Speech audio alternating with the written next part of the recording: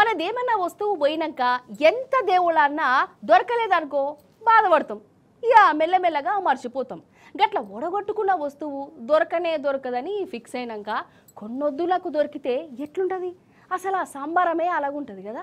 అసంటిది ఒక మనిషి ఎన్నడో ఇంట్లోకెళ్ళి మాయమైండు. ఇంట్లోళ్ళు దేవులాడిరు. ఇక దొరకడని అనుకున్నారు. అసంటిది 15 ఏళ్ల తర్వాత కండ్ల ముందు కనబడితే ఎట్లుంటుంది? ఇగో గిట్లుంటుంది. ఇగో గిట్ల సంబరం పడ్డారు.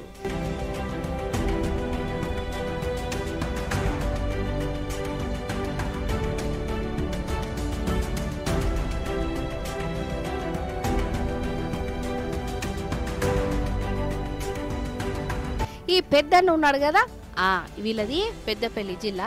ఈయన పేరు లక్ష్మణు. 15 ఏళ్ల కిందట ఇంటి నుంచి తప్పిపోయిండోళ్ళ. గంత పెద్దగున్నాడు, గట్టెట్ల తప్పిపోతాడు అనుకునేరు.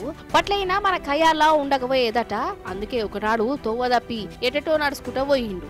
ఇంట్లోళ్ళు మస్తు ఎంకులాడిరు, అయినా దొరకలే. 17 ఏళ్ళంటే ఇప్పుడున్నట్టు ఫోన్లు ఎక్కడి, వాట్సాప్లు ఎక్కడి, సోషల్ మీడియా ఎక్కడిది కదా.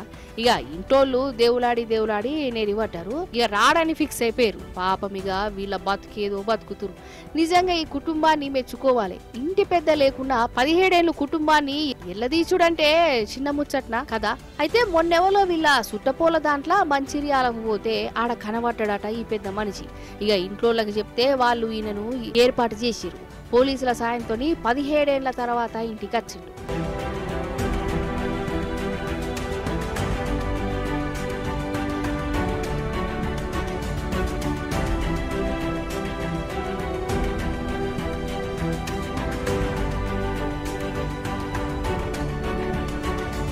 ఏదో కూర్చున్నాయి, నేను మెంటల్గా పోయి అటు బతికిన. ఎవరు కూడా క్షమాను లైట్ హౌస్ లైట్ హౌస్ అని ఉన్నది, అలా పనిచేసుకుంటున్నాను. ఇప్పుడు నా పిల్లలు జ్ఞాపకం వచ్చి నేను ఇట్లా కలుసుకున్నా. ఓకే, నాకు సంతోషం ఉంది. నా పిల్లలకు నేను కలుసుకున్నా, నేను బాగానే ఉంటున్నా. అయితే ఎన్నడో కుటుంబాన్ని ఊరిని ఇడిచిపెట్టిపోయి 17 ఏళ్ళకి వచ్చిన లక్ష్మణ్కు ఇప్పుడేం అంతగానం ఏం మతికుంటా లేదటనోళ్ళ. ఈయనే పాత దోస్తులే దగ్గర తీసి అన్ని యాగ్ చేపిస్తున్నారు. అగో